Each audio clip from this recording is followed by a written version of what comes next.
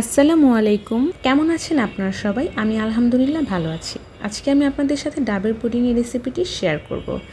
ডাবের পুডিং এমন একটি ডেজার্ট যা কিনা ছোট বড় সকলেরই খুব পছন্দের। এর জন্য আমি একটি শাঁসযুক্ত ডাব নিয়ে নিয়েছি। ডাবের ভিতরে যে শাঁসটা আছে সেটা আমি একটা চামচ দিয়ে তুলে নেব।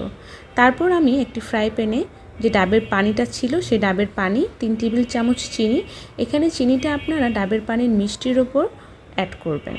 2 চা চামচ আগার আগার পাউডার আমি একটু পানি দিয়ে খুব ভালোভাবে মিশিয়ে নিচ্ছি। এখন চুলার জালটা অন করে দিব।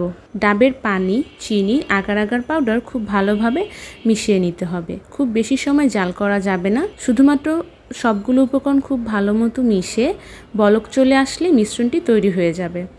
আমার ডাবের পুডিংয়ের মিশ্রণটি তৈরি হয়ে গেছে। এখন আমি এটিকে একটি পাত্রে ঢেলে নেব।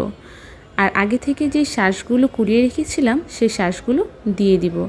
ডাবের পুডিংটি ঠান্ডা হলে ফ্রিজে রেখে আধা ঘন্টার জন্য তারপর নামিয়ে ঠান্ডা ঠান্ডা সার্ভ করুন ডাবের পুডিং। আমি পুডিংটিকে আনমোল্ড করে নিচ্ছি। দেখুন কত সহজেই পুডিংটি জমে গেছে। আর এই গরমের মধ্যে যদি ঠান্ডা ঠান্ডা কিছু খাওয়া যায় তাহলে তো কথাই নেই। এই পুডিংটি ছোট বাচ্চারাও খুব পছন্দ করে। আপনারা অবশ্যই বাসায় ট্রাই করবেন এবং আমাকে জানাবেন আমার রেসিপিটি কেমন লাগলো। আল্লাহ হাফেজ।